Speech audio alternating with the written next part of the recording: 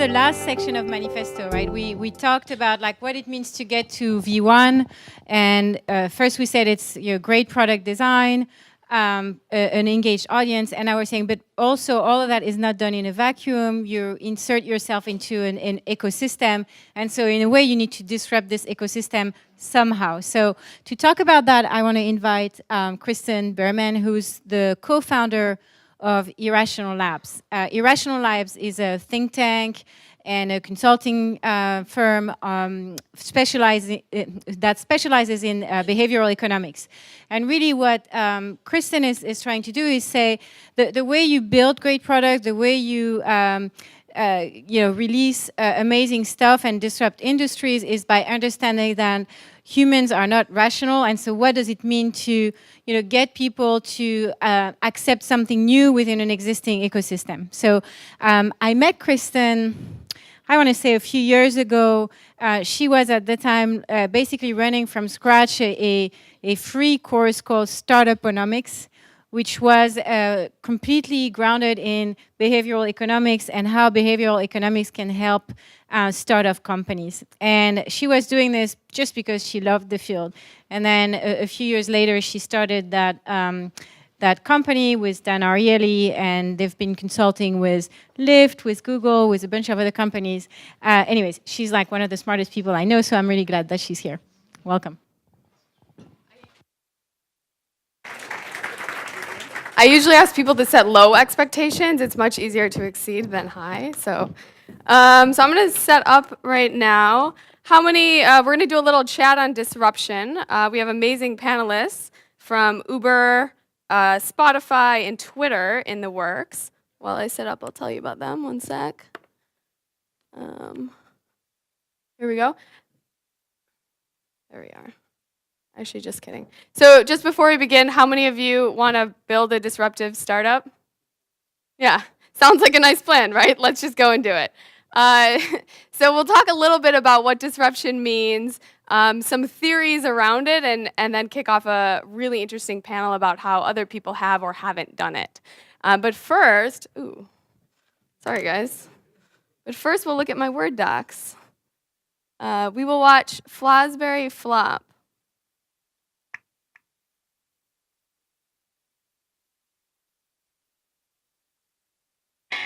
Oh, this is not it.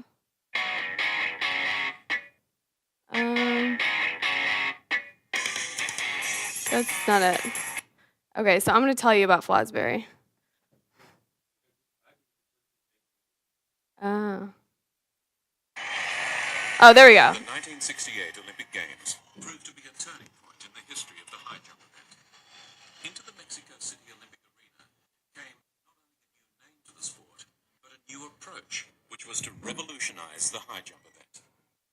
Dick Fosbury from the United States demonstrated a new style of high jump, which some considered strange and awkward. It was a jump he had devised in the previous years, and one which unsettled his opponents. While the crowd at first saw him as a novelty, his continued success at clearing the ever-increasing height soon made it apparent he was a serious contender. Valentin Gavrilov from the Soviet Union failed at his attempt of 2.22 meters, while Fosbury and his US teammate Edward Carruthers cleared their way to a jump-off. The bar sat at 2.24. Carruthers failed, and Fosbury took his new style high jump over the bar and into the history books. Fosbury had won his gold. Within a few years, the Fosbury flop had become the standard method of jumping in this great Olympic sport. Yeah. Let's switch back. So basically, this is how cool is this, right? This dude just like comes on the scene. Everyone else in this Olympics is investing. They're starting to invest in the running shoes, the equipment. They're spending a lot of money. This guy does none of that. He just like flops over the bar and takes over the sport. Like that's pretty disruptive. And according to Clay Christensen, so Clay Christensen, this master of disruption, the professor, maybe in context with Michael Porter, master of disruption would probably agree, say something, this is my favorite quote, "This is not a missed opportunity. It's not like a plane takes off without you. You didn't even know there was a plane. You wandered into this meadow, which you thought, or you wandered to the airfield you thought was a meadow, and the plane ran you over." Like, like this is exactly what Fosbury did, right? He basically said, you guys are spending money on something. I'm going to create a new way to do something. And oh, by the way, in 5 years, his competitors were using it. So Clay Christensen's theory of disruption basically is that something new comes into the market, cheaper, lower cost, and takes over the incumbents. And the question is this correct? And we can actually ask Fosbury this. So back in the day when the Clay Christensen stuff was coming out, the Fosbury story was actually the #1 story that innovation workshops would tell. And then what happened is that they actually talked to the dude. They talked to the man and said, how did you do it? How did you create this amazing flop of yours? And what did he say? He said, oh, like through practice. So what happened was he actually started with something called the scissors kick and then made incremental improvements over time with the scissors kick. So while everyone else was doing the straddle jump, and that was where the field was moving, he said, you know what, I'm not really good at that straddle jump. I'm just going to stick to this scissors kick, and kept doing it. And then over time, kicked his hips out a little bit and like lifted his legs. And even his coach said he had no idea that this was happening, that he was inventing the flop, because it was so incremental and so methodical that it just happened. And not only that, this whole thing, the researchers said, you know, well, maybe it's just these innovation workshops who are making this up and saying, wow, this flop is really cool. But what happened, they surveyed these sports experts, and they're the ones saying that actually this incremental innovation is the most innovative thing in the past history of sports over running shoes. So now we kind of have this dilemma as we think about what is disruption. If we want to do it, we have to understand this theory of disruption so that we can replicate it. And the question is, we have two fairly competing views, right? We have this idea of Clay Christensen disruptive model, and we have the incrementalism of the Fosbury flop. And so how would you figure out a theory? So right now I work a lot with academics. We think in a very academic experimental mindset. And for us, if we were to ask this question, we'd say, obviously, if you have a question, what do? You do an experiment, you isolate all the variables, you have a control, you get a lot of data sets, or get a lot of data points, and now you know your answer. And with this whole disruption thing, this is just not feasible, right? You can't really isolate markets, you can't really isolate startups, and you certainly can't isolate them at the same time to get enough data points. In fact, the people who try to do it, what we'd be missing is this idea of that 75% of startups fail. So we're not even, if we were to think about the theory of disruption and have something that we would prove, we'd miss all the people that actually just failed at it, and we'd only catch the data points of the people that worked. So the question is really, what is the theory of disruption?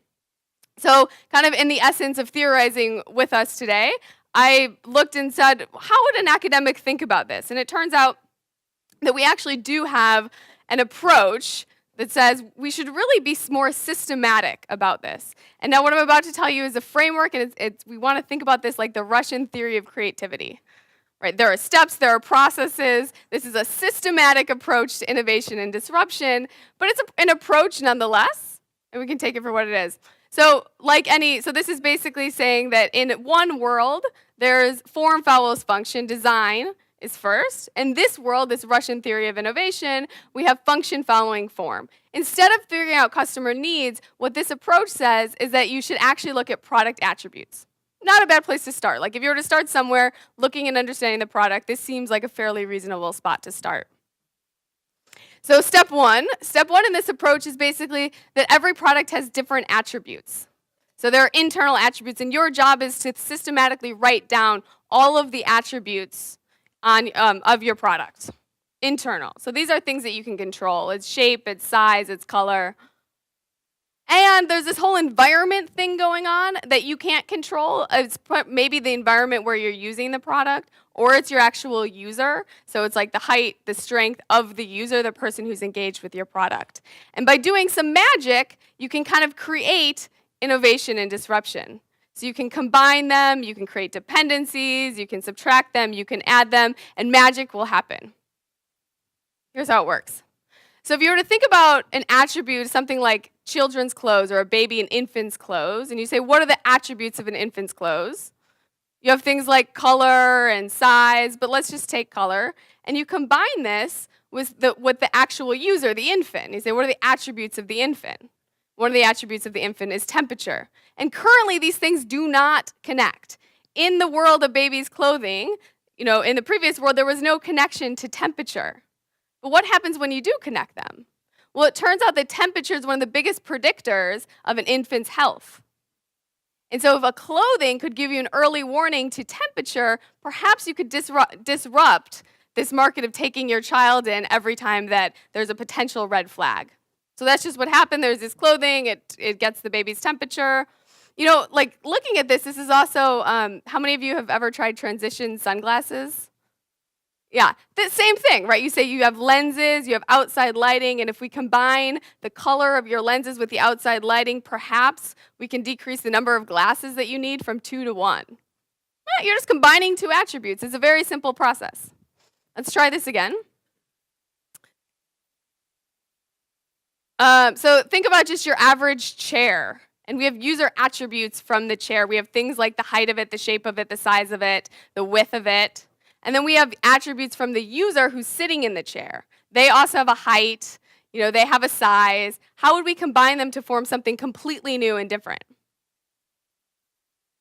So what these guys did is say, we're going to combine the height of the chair and the height of these things are currently not connected. It's a linear line. They are not connected in any way. And yet, when you have this office chair, now you connect the height of the chair and the height of the person, and you can go up and down. And short people can get a little bit lower of a chair, and taller people can get a little bit higher of a chair. And you've created this dependency that didn't exist before and somewhat of a product innovation to the normal chair. Okay, so this is kind of where thought experiment continues of like, okay, we've got these great companies in the valley. We have some of them here with us. How should we think about disruption in this manner? So if you think about Twitter and what it disrupted, it kind of disrupted this idea of journalism or media generally. And what are the attributes of journalism or media? We have this idea of like the length of an input field. So Twitter has the length of an input field as being an attribute, but generally journalism is you have a field in which you write. And they connected this with this idea of the writer's ability to write. And what does that actually look like? It means these people who were not journalists at all, people who had no experience writing, were now disrupting the media by becoming the coverage, by becoming the news, because of this short input field. Right? Because they were able to write a very short little thing, their writing ability was connected with this field, and they disrupted this idea, and we'll hear more about this later, this idea of journalism. Okay, thought exercise number 2, we've got this idea of Spotify. A lot of arguments of who Spotify disrupted. We'll hear more from them. But there's radio, and radio is like full access to songs, right? It's free. Full access to songs in your car. And so how would Spotify think about disrupting radio?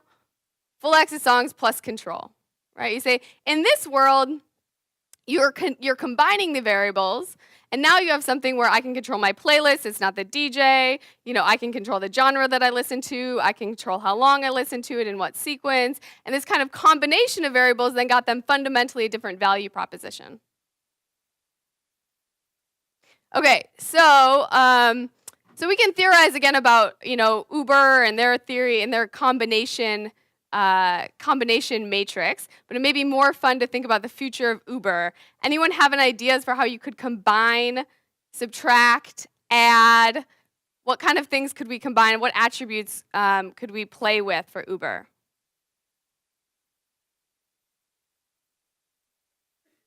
Yep. So we'd have to probably pick out like two variables there. So that may be something like wait time. You have to call somebody, and then this idea of on-demand control. Yep. Yeah. So the attribute then that we're thinking about really is this idea of location plus wait time. And we're combining them in a way. And when we think about this and we go through this creative process, because I really like this idea after going through all these examples, is that we actually want to think about new variables to combine. So how can you take something wildly separate and then combine them? or subtract or add. Anyone else want to like guess at what a future Uber could look like in this model of disruption?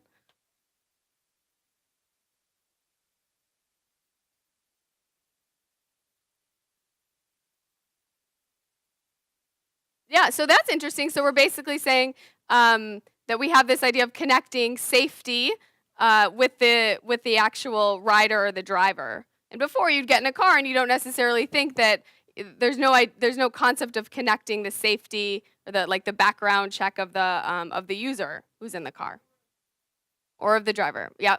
So back there. Yeah.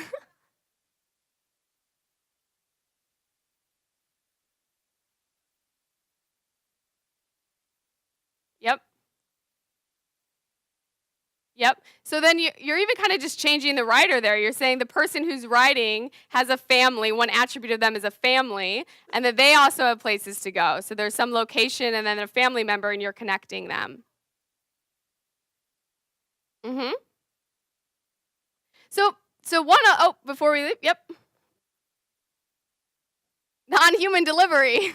No, this is wonderful. So packages. So basically you're saying we'll connect this thing that a person has in their possession and the route that a driver is going. And by these two things being connected, we can fundamentally disrupt something like a UPS. How cool.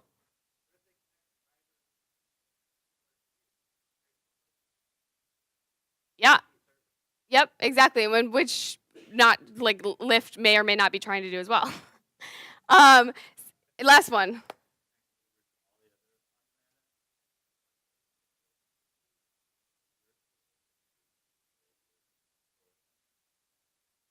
Yeah, so maybe they're your actual always your car always. So you basically say I need to get somewhere in a very quicker time, and Uber can do this. Okay, so the other way to think about this, we've combined variables, we made them dependent. What if we were to subtract an attribute from the car? The driver, the steering wheel, what would happen? Driverless cars. So which I think is a very interesting thought exercise. We say if we're in a closed situation, which this researcher Jacob Goldberg basically said, we get in a closed situation and we say, let's look at the attributes around us. Can we combine them? Can we make them dependent? Can we remove them? And what actually would happen? So we basically say, wow, disruption's really interesting, but you know what? It's actually very hard to predict. There's all these theories out there. We've got this academic thought exercise going on that's a systematic approach. We've got the idea of Clay Christensen's big changes for disruption, undercutting the market. And then we have the Fosbury flop, which is incrementalism to a T. And we say, how could we actually predict the world? And what actually would create a disruptive startup? And we'll ask the panelists this. But to end, just a quick thought exercise. And I've never done a sports analogy before, so you'll have to forgive me if I get something wrong. But we can think about this, like, who are really good coaches that make their teams win? So the New England Patriots, Bill has tied for the most postseason coaching victories of all time. In the last 25 years, the Patriots have won the Super Bowl the most in 25 years. That's huge, right? This guy is obviously doing something right. How the heck can his team have such a sustaining innovation of winning? Okay, let's just study this. Let's just think together about what actually Bill's doing. So if you think about one of the major pieces of football, you have defense, and one of the best things that defense can do is recover an interception or make an interception. These are the things why I shouldn't do sports analogies. You get an interception and you say, this is actually fundamental. And so the Patriots, they had a data scientist and said, actually, if you try for interceptions 40% of the time, try for sacks 20% of the time, and the rest play safe, what's going to happen? You're going to win 17% more. That's huge. You're going to win 17% more. So this data scientist goes to Bill and says, here, guess what I have? I have this news that says, if we do this, we will win 17% more. And what does Bill say? He says, no, thank you. And his reasoning may be the same as many big companies, which is, yes, you're telling me that we're going to increase by 17% our likelihood of winning, but we also have higher variance. We have a 1% more chance of not going to the playoffs. So we move from 1% to 2% chance of not going to the playoffs, and guess what? That's just too risky. It's not worth it for me to take that risk, even though you're telling me about this potential upside of winning. And so we say, like, is Bill right? Or will somebody come and disrupt him? Kind of like the story of hope and change and disruption that we all want to hear. In the last 2 years, the Seahawks and the 49ers have led the league in interceptions, and they've also won the Super Bowl. So it's possible that taking risk actually is a way to take out the incumbent. And it's also possible that maybe Bill has a longer-term strategy and he'll be in it to win it for longer. So with that, let's think together with the folks on the panel about not only theories of disruption, but then also how we can be disruptive ourselves, and if you're in a big company, how you can be the Bill and sustain your empire. Yeah. Q&A. What would you like to know? Sorry. Yeah.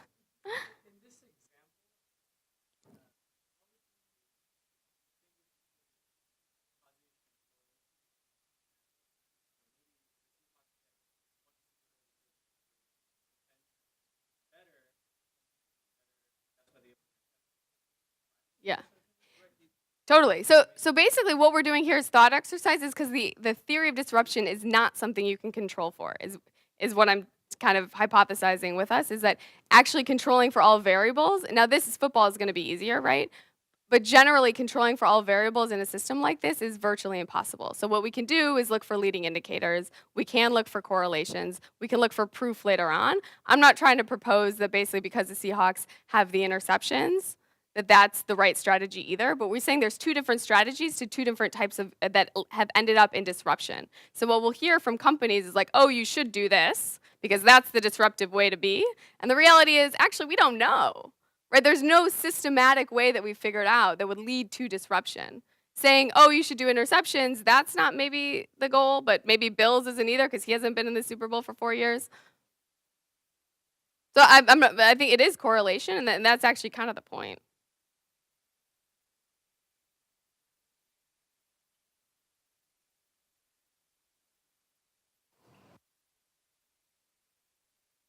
Is open.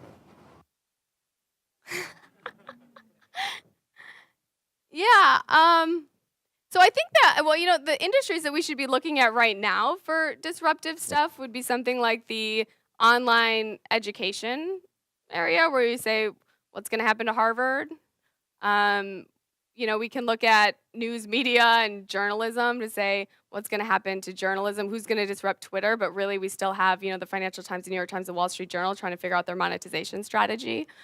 I think those actually are, if you were to think about two kind of big industries, I think banks are ripe for this general disruption. We have financial institutions kind of stuck in a very lethargic manner, and yet they could control the market. And so you're seeing all these people like Lending Club and Prosper come up to take the lending market. You're seeing the Mint and the Level of the world to come up to take understanding of our finances. You're seeing LearnVest and others to take responsibility for our planning. You're seeing Wealthfront come in from the other end to take our investment. And you say, what actually platform do the banks have? Because their previous goal was actually being the connecting community around people. And if they're not able to do that platform, then how are they able to take that incremental revenue for holding our money?